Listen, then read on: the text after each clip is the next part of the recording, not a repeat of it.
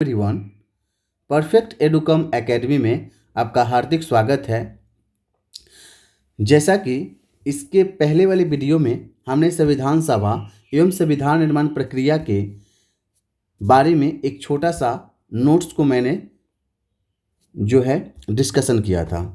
तो आज मैं इस वीडियो में देखूंगा कि संविधान सभा एवं संविधान निर्माण प्रक्रिया से रिलेटेड जो एग्ज़ाम में क्वेश्चन पूछे जाते हैं उसके बारे में आज चर्चा करेंगे। जैसा कि फर्स्ट क्वेश्चन यहाँ पे आप देख सकते हैं कि भारत के लिए संविधान की रचना हेतु संविधान सभा का विचार सर्वप्रथम किसने किया था। ठीक है, तो दोस्तों इस क्वेश्चन का आंसर हमारा होगा स्वराज पार्टी ने किया था 1934 में। स्वराज पार्टी ने किया था 1934 में।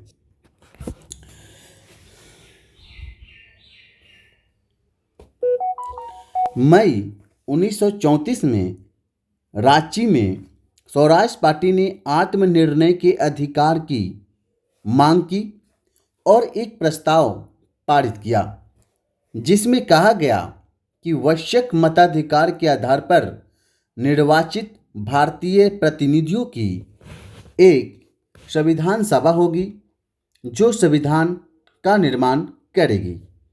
भारतीयों की ओर से संविधान सभा की मांग करने का यह प्रथम अवसर था और वर्ष 1934 में ही भारत में संविधान निर्मात्री सभा का विचार एम.एन. रॉय ने दिया था। किसने दिया था? तो एम.एन. रॉय ने दिया था। ठीक है दोस्तों, ये जो क्वेश्चन है ये आपका आईएएस प्री 1996 में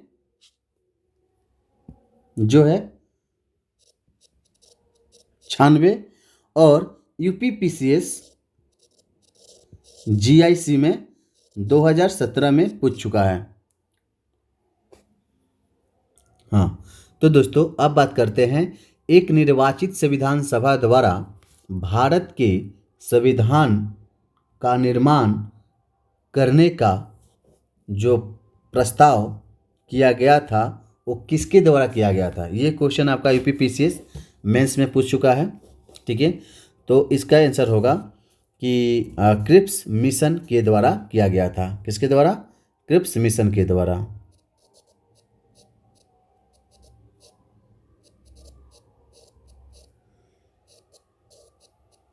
ठीक है, तो क्रिप्स मिशन के द्वारा किया गया था जब द्वितीय विश्व युद्ध के समाप्त होने के बाद। ठीक है, और ये 1942 में किया गया था। कब किया गया था? 1942 में द्वितीय विश्व युद्ध जब समाप्त हुआ था उसके बाद किया गया था। थर्ड क्वेश्चन है कि कैबिनेट मिशन योजना के अंतर्गत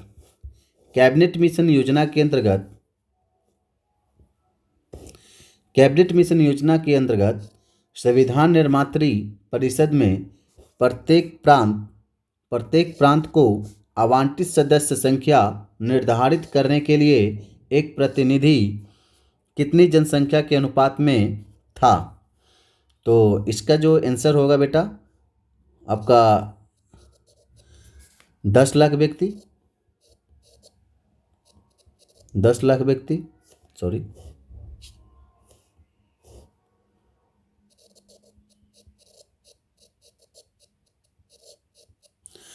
तो कैबिनेट मिशन वर्ष 1900 इसके बारे में डिस्कस करते हैं कि कैबिनेट मिशन 1946 में भारत आया था। कब आया था? कैबिनेट मिशन 1946 में भारत आया था। इस कैबिनेट मिशन ने अपनी रिपोर्ट में संविधान सभा के गठन का एक सूत्र प्रस्तुत किया था जिसके आधार पर संविधान सभा निर्वाचित होनी थी। ओके, और प्रांतों का प्रतिनिधित्व जनसंख्या के आधार पर होना था, जिसकी जनसंख्या कितना था? अभी 10 लाख व्यक्ति। इसके तहत मोटे तौर पर अगर कहा जाए तो प्रति 10 लाख व्यक्तियों के ऊपर एक प्रतिनिधि के निर्वाचन की व्यवस्था प्रस्तावित है। ओके, अब बात करते हैं कि कैबिनेट मिशन का सदस्य, कैबिनेट मिशन का जो सदस्य था उस व्यक्ति का नाम बताइए। तो कैबिनेट मिशन में जो है पैथिक लॉरेंस, पैथिक लॉरेंस,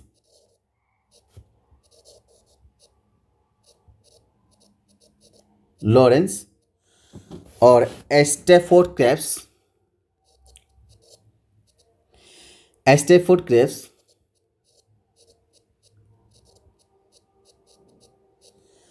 और तीसरा एवी एग्जेलेंडर्स, एवी एग्जेलेंडर, सॉरी,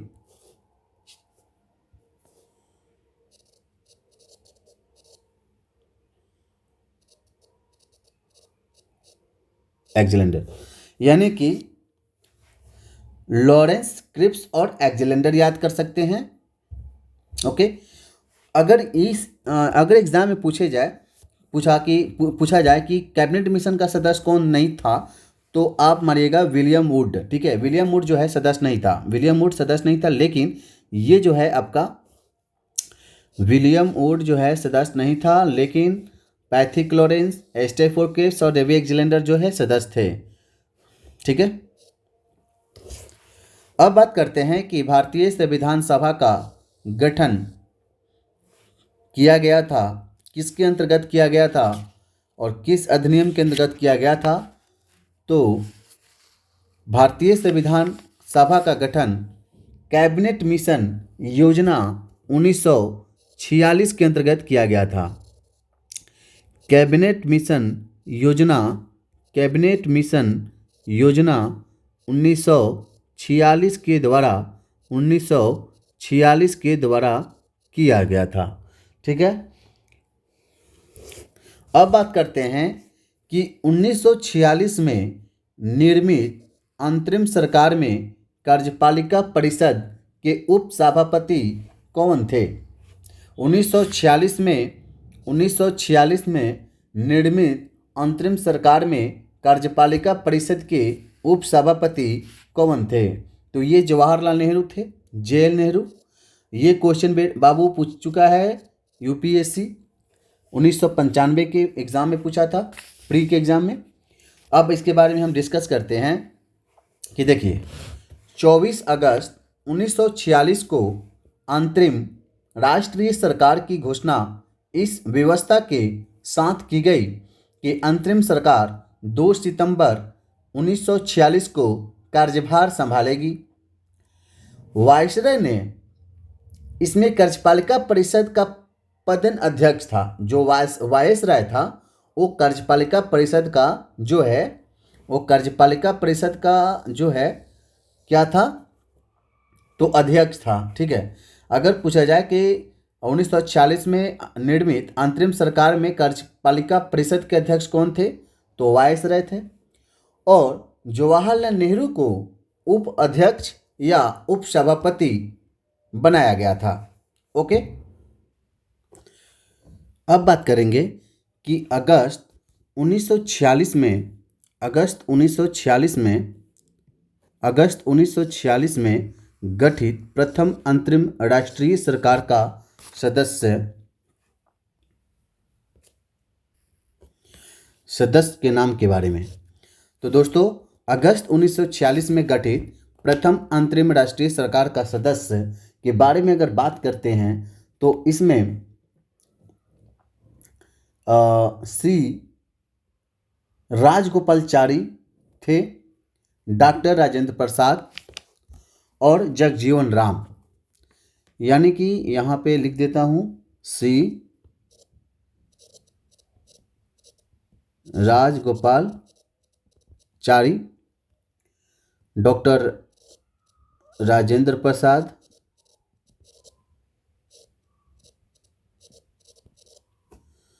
डॉक्टर राजेंद्र प्रसाद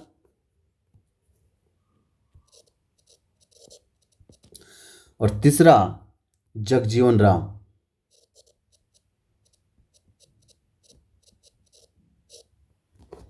ठीक है, ये तीनों याद रखना है। एग्जाम में ये पूछता है कि अगस्त 1946 में गठित प्रथम अंतरिम राष्ट्रीय सरकार का सदस्य कौन नहीं थे। तो दोस्तों डॉक्टर एस राधाकृष्णन नहीं थे। अगर नहीं के बारे में बात करते हैं तो सदस्य नहीं थे, ये सदस्य थे। लेकिन नहीं के बारे में अगर बात करते हैं तो डॉक्टर राधाकृष्णन, एस राधाकृष्णन जो है ये नहीं थे। याद रखना दोस्तों। अब बात करते हैं कि भारत की संविधान का प्रारूप तैयार करने वाली संविधान सभा के सदस्यों के बारे में। तो दोस्तों भारत के संविधान का प्रारूप तैयार करने वाली संविधान सभा के सदस्यों की अगर बात किया जाए तो विभिन्न प्रांतों की विधान सभाओं द्वारा चुना गया। डिस्कस करते हैं इस क्वेश्चन के बारे में। तो संविधान सभा के सदस्यों का निर्वाचन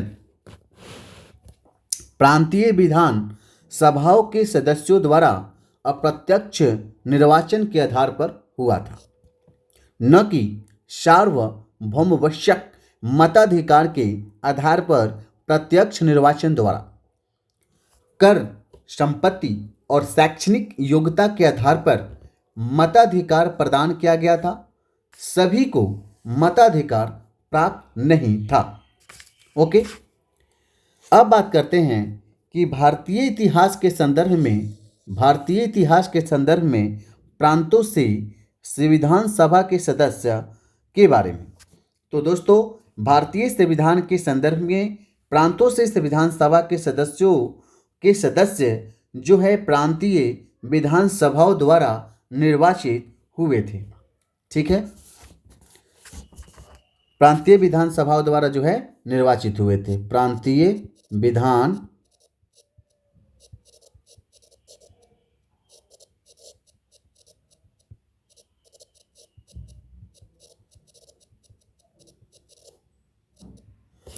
अब बात करते हैं कि संविधान सभा में सदस्यों का चुनाव कैसे हुआ था। तो ये हम जानते हैं कि प्रांतीय सभाओं द्वारा हुआ था। बार बार क्वेश्चन ही पूछा है पेपर में, प्रांतीय सभाओं द्वारा हुआ था। अब बात करते हैं कि संविधान सभा के जो है चुने हुए अस्थाई अध्यक्ष कौन थे। तो डॉक्टर राजेंद्र प्रसाद थे। ठीक है, वेरी वेरी इंपॉर्टेंट क्वेश्चन है, डॉक्टर राजेंद्र प्रसाद। ठीक है, अब बात करते हैं, चलो इसके बारे में डिस्कस करते हैं। देखिए संविधान सभा के चुने हुए अस्थाई अध्यक्ष कौन थे। तो डॉक्टर राजेंद्र प्रसाद थे। 9 दिसंबर 1946 को संविधान सभा की प्रथम बैठक की अध्यक्षता हुई थी। तो उस समय अस्थाई अध्यक्ष डॉक्टर सच्चिदानंद सिन्हा ने की थी। 9 दिसंबर 1946 को जब संविधान सभा की प्रथम बैठक हुई थी तो उसकी अध्यक्षता जो है और अस्थाई अध्यक्षता अगर कहा जाए तो डॉक्टर सच्चिदानंद सिन्हा ने की थी। ठीक है, 11 दिसंबर यानी कि 2 दिन बाद 11 दिसंबर 1946 को संविधान सभा ने डॉक्टर राजेंद्र प्रसाद को निर्विरोध संविधान सभा के अस्थाई अध्यक्ष के रूप में निर्वाचित किया। तो अब क्वेश्चन होता है कि संविधान सभा के चुने हुए अस्थाई अध्यक्ष डॉक्टर राजेंद्र प्रसाद। संविधान सभा की प्रथम बैठक की अध्यक्षता किसने की थी। तो संविधान सभा की प्रथम बैठक की अध्यक्षता के बारे में बात करेंगे तो डॉक्टर सच्चिदानंद सिन्हा का नाम आएगा।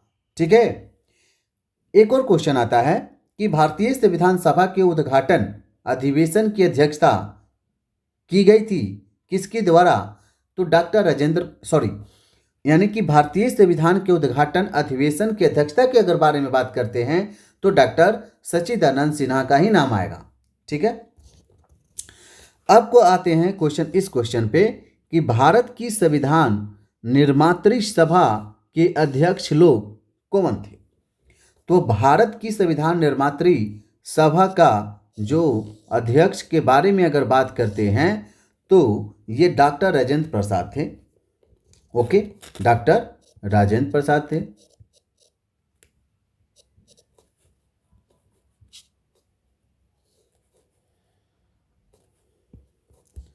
डॉक्टर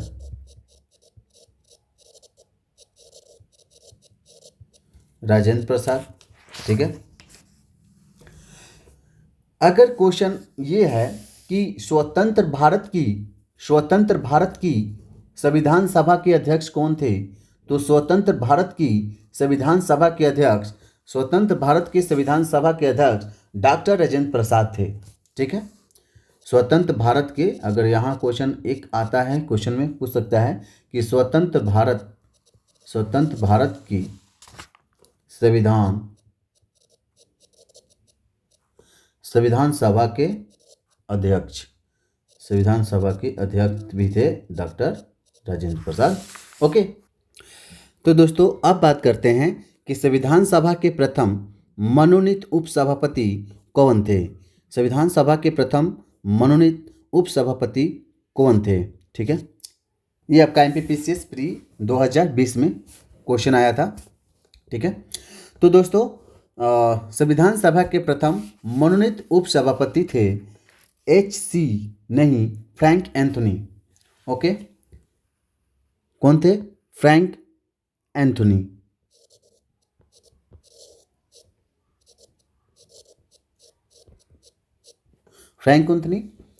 अब डिस्कस करते हैं कि संविधान सभा के प्रथम अस्थायी उपसभापति या उप अध्यक्ष फ्रैंकलिन एंथोनी थे, जिन्होंने 9 दिसंबर 1946 को अस्थायी सभापति अध्यक्ष सच्चिदानंद सिन्हा द्वारा मनोनीत किए गए थे। ये जो है डॉक्टर सच्चिदानंद सिन्हा द्वारा जो है मनोनीत किए गए थे। ठीक है। डॉक्टर सच्चिदानंद सिन्हा द्वारा जो है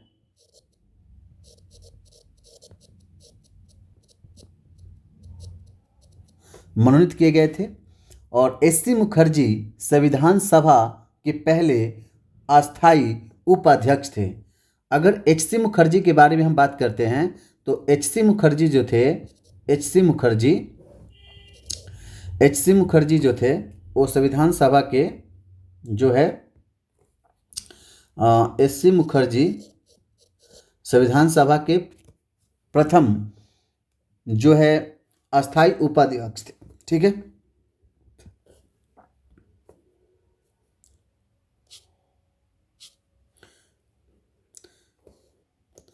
अब बात करते हैं कि भारतीय संविधान सभा की स्थापना की गई थी। भारतीय संविधान सभा की स्थापना जो है 9 दिसंबर 1946 को किया गया। 9 दिसंबर 1946 को किया गया था। संविधान सभा की प्रथम बैठक कब हुई थी? संविधान सभा की प्रथम बैठक भी 9 दिसंबर 1946 को किया गया। संविधान सभा का गठन कब हुआ? संविधान सभा का गठन दिसंबर 1946 को ही हुआ था। भारत की संविधान सभा का प्रथम अधिवेशन कब हुआ? भारत की संविधान सभा की प्रथम अधिवेशन हुआ था 9 दिसंबर 1946 को। भारत को एक संविधान देने का प्रस्ताव संविधान सभा द्वारा पारित किया गया था। ओके। पारित किया गया था 22 जनवरी 1947 को। भारत को एक संविधान देने का प्रस्ताव संविधान सभा द्वारा पारित किया गया था 22 जनवरी 1947 को। तो दोस्तों इसके बारे में अगर हम डिस्कस करते हैं तो इस क्वेश्चन के बारे में, तो 22 जनवरी 1947 को संविधान सभा द्वारा भारत को एक संविधान देने का उद्देश्य जो है पारित किया गया। उद्देश्य प्रस्ताव को 13 दिसंबर 1946 को जो है संविधान सभा में जवाहरलाल नेहरू द्वारा पेश किया गया था। आगे चलकर यही उद्देश्य प्रस्तावना का एक प्रारूप बना। ओके।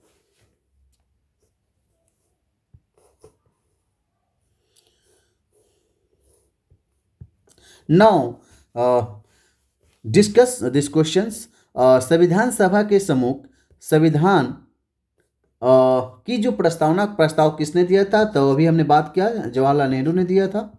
ठीक है, अब क्वेश्चन डिस्कस करते हैं कि संविधान सभा में उद्देश्य प्रस्ताव जो है किसके द्वारा दिया गया? तो पंडित जवाहरलाल नेहरू के द्वारा ही दिया गया। ये भी क्वेश्चन सेम ही है।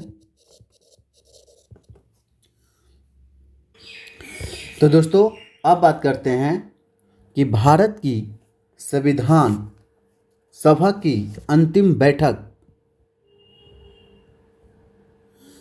भारत की संविधान सभा की अंतिम बैठक की सही तिथि को क्या थी? तो भारत की संविधान सभा की अंतिम बैठक की सही तिथि 24 जनवरी 1950 था। 24 जनवरी 1950। भारत के संविधान के निर्माण में संविधान सभा को कितना समय लगा था? तो 2 वर्ष 11 महीना 18 दिन। 2 वर्ष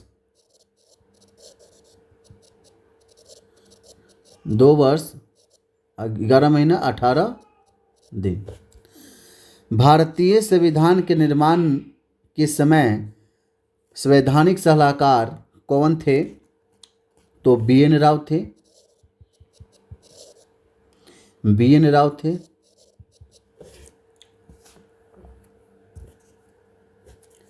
अब बात करते हैं कि भारतीय संविधान का प्रथम प्रारूप तैयार किया गया था बी.एन. राव के द्वारा ही। बी.एन.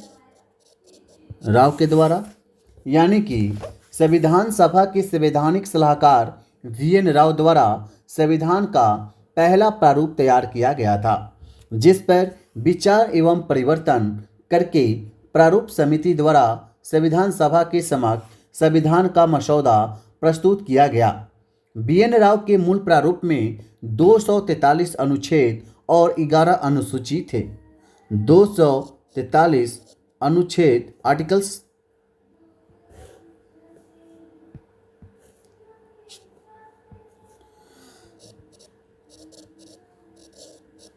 अनुच्छेद और 11 अनुसूची।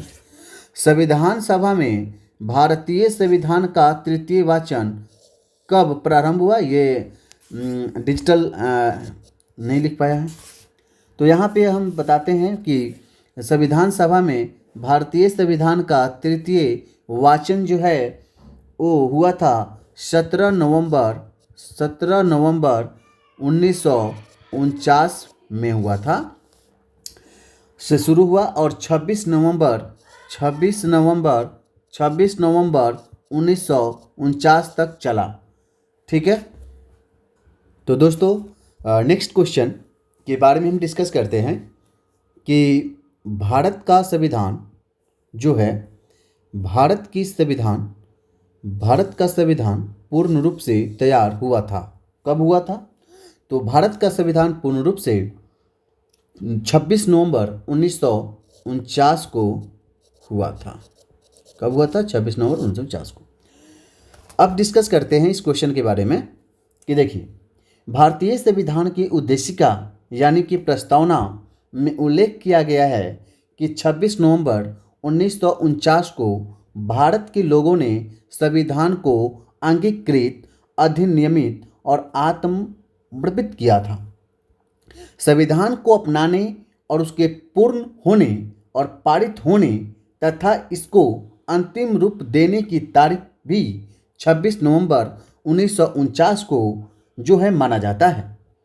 इसी दिन नागरिकता, अंतःकालीन संसद, अस्थायी और संक्रमणकालीन उपबंध लागू किए गए थे। तथापि संविधान के शेष उपबंध 26 नवंबर 1950 से प्रभावी हुआ था। संविधान के पूर्ण रूप से लागू होने तथा पूर्ण रूप से क्रियान्वित होने की तिथि के रूप में 26 जनवरी 1950 को जो है ग्रहण करते हैं। नेक्स्ट क्वेश्चन के बारे में हम डिस्कस करते हैं कि भारतीय संविधान को संविधान सभा द्वारा अंगीकृत किया गया था। कब किया गया था? तो आपका 26 नवंबर 1949 को ही बोलेंगे। ठीक है, जैसा कि ऊपर में हमने डिस्कस किया है। संविधान सभा द्वारा भारतीय संविधान को स्वीकृत कब किया गया था?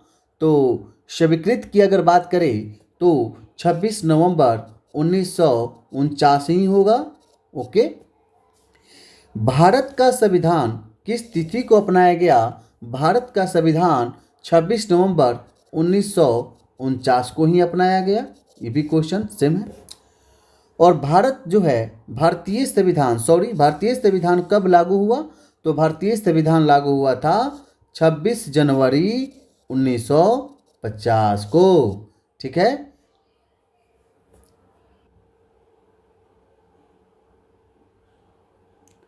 यहाँ स्वतंत्रता नहीं होगा, 26 जनवरी को गणतंत्र दिवस के रूप में मनाया जाने लगा। अब हम डिस्कस करते हैं कि भारतीय संविधान दिवस मनाया जाता है, कब मनाया जाता है? तो भारतीय संविधान दिवस 26 नवंबर को मनाया जाता है। 26 नवंबर को मनाया जाता है।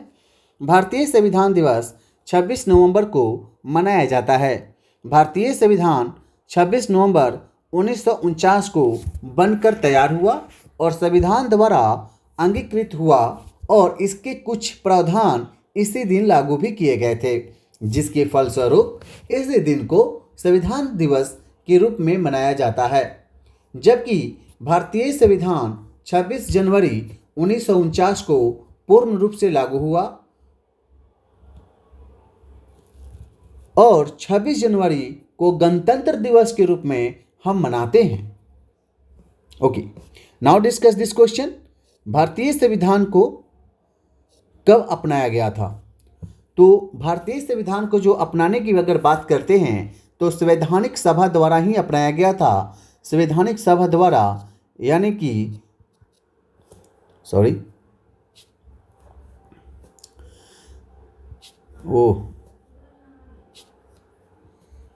संवैधानिक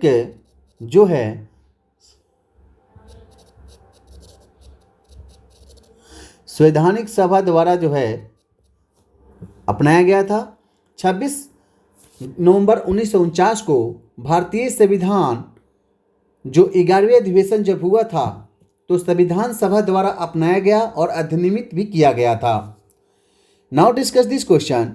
भारतीय संविधान को 26 नवंबर 1949 को किसके द्वारा अधिनियमित किया गया था? तो भारतीय संविधान को 26 नवंबर 1949 को संविधान सभा द्वारा अधिनियमित किया गया था। नाउ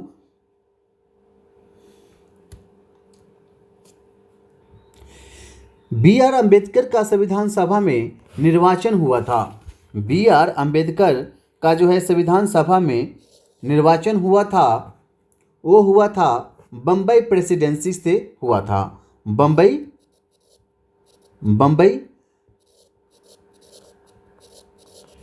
प्रेसिडेंसी के द्वारा किया गया था।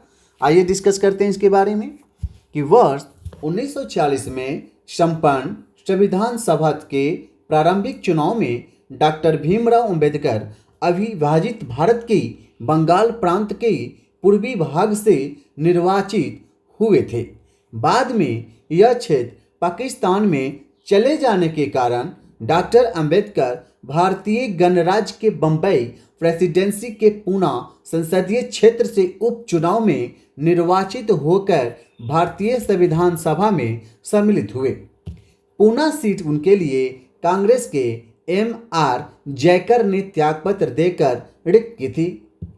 ओके, पश्चिम बंगाल क्योंकि डॉक्टर अंबेडकर पूर्वी बंगाल के प्रथमतः निर्वाचित हुए थे, अंततः उन्होंने बम्बई प्रेसिडेंसी से निर्वाचित सदस्य के रूप में संविधान सभा में कार्य किया था।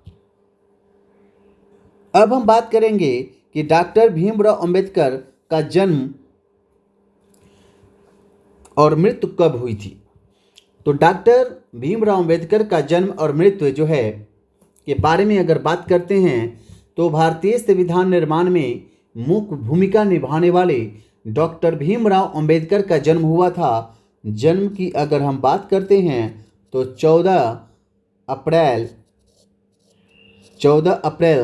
1891 में हुई थी। महू मध्य प्रदेश एमपी में। और मृत्यु की अगर बात करते हैं तो 6 दिसंबर 1956 जो दिल्ली में हुई थी। अब हम बात करते हैं कि संविधान सभा में वयस्क मताधिकार जो 15 वर्ष के लिए स्थगित करने की जो बात कही गई थी वो किसने कही थी। तो अगर हम बात करते हैं वयस्क मताधिकार जो 15 वर्ष के लिए बात कही गई थी वो मौलाना आज़ाद ने कही थी। मौलाना आज़ाद ने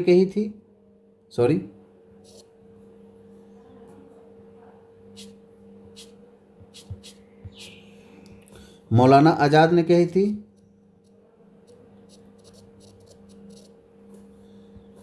मौलाना आज़ाद, ठीक है।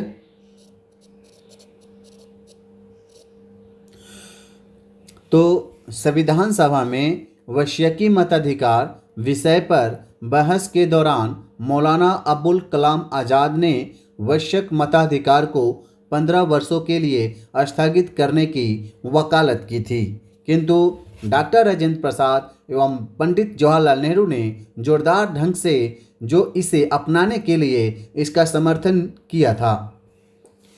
नेक्स्ट क्वेश्चन, भारत की स्वतंत्रता के बाद भारतीय राष्ट्रीय कांग्रेस को एक राजनीतिक रूप में जो भंग कर दिया जाना चाहिए, यह स्टेटमेंट किसने बोला था, किसका है। तो ये स्टेटमेंट जो आपका है ये महात्मा गांधी जी का है, बापू महात्मा गांधी, ठीक है। तो भारत की स्वतंत्रता के उपरांत महात्मा गांधी ने यह सुझाव दिया था कि भारतीय राष्ट्रीय कांग्रेस को अब एक राजनीतिक दल के रूप में भंग कर दिया जाना चाहिए, ठीक है। ओके, एक और स्टेटमेंट आप यहाँ देख सकते हैं कि एक संविधान एक मशीन की तरह जो है बेईमान चीज़ है। इसमें वे लोग जीवन फूंकते हैं जो इसका नियंत्रण करते हैं। भारत में सब कुछ जो है बस कुछ ईमानदार लोगों की आवश्यकता है, जिसके लिए राष्ट्रहित ही जो है सर्वोपरि है। यह स्टेटमेंट की अगर बात करते हैं तो यह स्टेटमेंट डॉक्टर राजेंद्र प्रसाद ने बोले थे, ठीक है। डॉक्टर राजेंद्र प्रसाद द्वारा ये बोला गया स्टेटमेंट है। ओके, तो ये जो है स्टेटमेंट संविधान सभा के अध्यक्ष और भारत के प्रथम राष्ट्रपति डॉक्टर राजेंद्र प्रसाद का है। और यह कथन 26 नवंबर जो है 1949 में बोला गया था, जो भारतीय संविधान को अपनाए जाते समय जो है दिए गए उनके वक्त का जो है अंश है। नेक्स्ट क्वेश्चन के बारे में अगर बात करते हैं तो